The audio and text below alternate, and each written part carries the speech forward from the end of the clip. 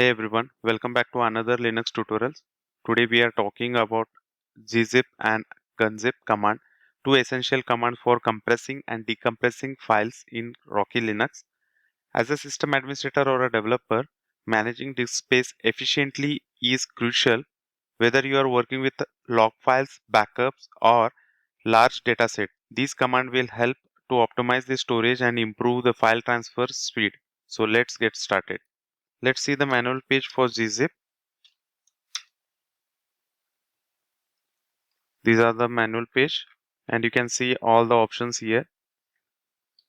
To understand how compression works, let's create two types of files. Small text file where compression might not be effective, and the next is the large files where compression makes a big difference. So let's create the file. This is a small text file. I will redirect this to smallfile.txt. Let's create another file, another example of a small file.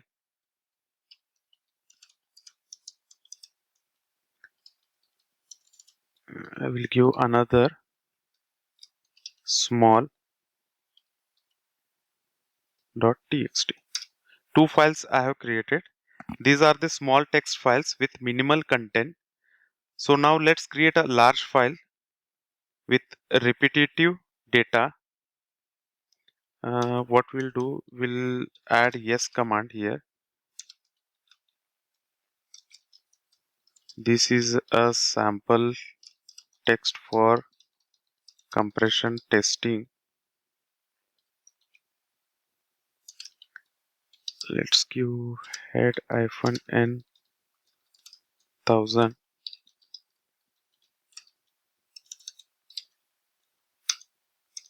So I have created three files. This command creates a large file which is more realistic for the compression. Let's check the file size before compression. Small file, another file, and large file. This is 33 bytes, 46 KB, and 27 bytes. Another file and small file are these two small files created for this testing, and one file I have created for large file. So let's compress these small files first. I will use gzip command. I will add small file. I have created two small files. So I will create a gzip first. Now let's check the size.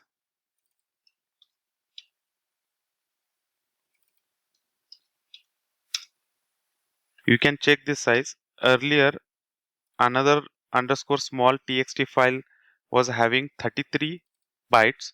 Now it is increased 71. We will understand why this happens. And the another file is smallfile.txt. Earlier it was 27 bytes. Now it is 59 bytes. You may notice that the compression file is slightly larger than the original file. Let's understand why this happens. Gzip adds the metadata to compress file. Very small file don't benefits much from the compression. The overhead of this gzip makes them appear slightly bigger than the original file. This is why after compression the file size has been increased. So now let's compress the large file which we have created, largefile.txt. It contains 46 KB. Gzip. Now let's check the file size.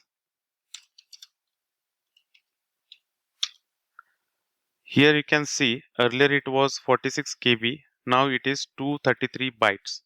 The size has been reduced. Before it was 46, now it is 233 bytes. Why does this work so well? gzip is highly effective on repetitive data. It significantly reduces the size, making it easier to store and transfer. Log files, CSV reports, and backups benefits the most from the compression. And the use case will be if you're managing the logs in verilog directory, compressing them saves the disk space and keep your server optimized. So for that, what you can do, how we can gzip, we can give the path like this. You can compress. In my system, there is no syslog. If there is a syslog, you can compress in this way. Let's see how to retain the original files while compressing. We can use -k option. By default, gzip deletes the original file. If you want to keep the original file, you can use gzip -k and provide the large file.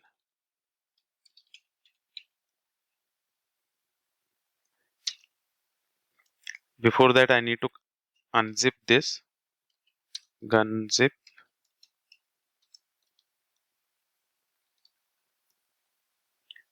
Let's gzip.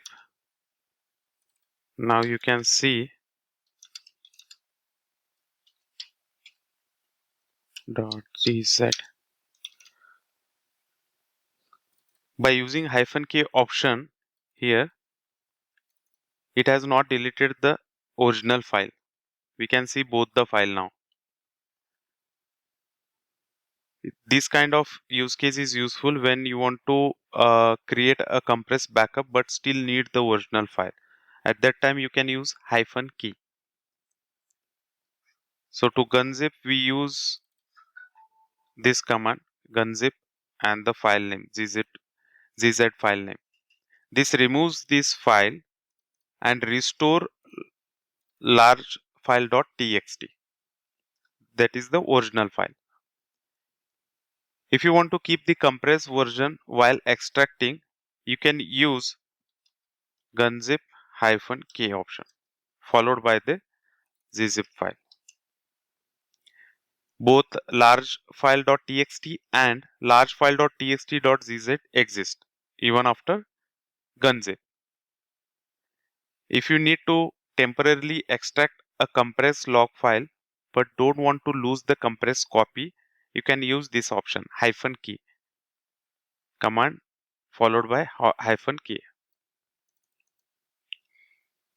Since gzip works only on files, we use tar to compress a folder. If you have a folder, assume, let's see if I'm having any sample folder. Let's assume we have a template folder. I want to compress it. I can use it with tar for compress verbose and file. I can give this template.tar. Give the file name first and then followed by the directory. This will create the tar.gz file.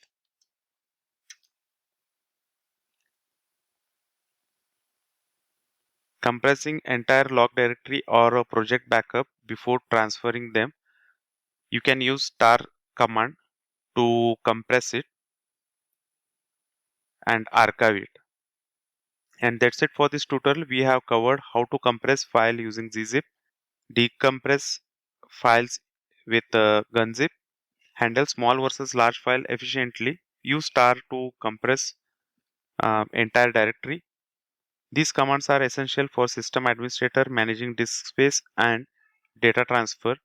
Whether you are working with a log files backup or a large reports, mastering gzip and gunzip will make your life easier. Remember, this command works across most Linux distributions, including Rocky Linux, Ubuntu, Fedora. If this video helped, be sure to like, subscribe, and hit the bell icon for more Linux tutorials. Check out our other videos for more system administrator tips. See you in the next tutorial, and thanks for watching.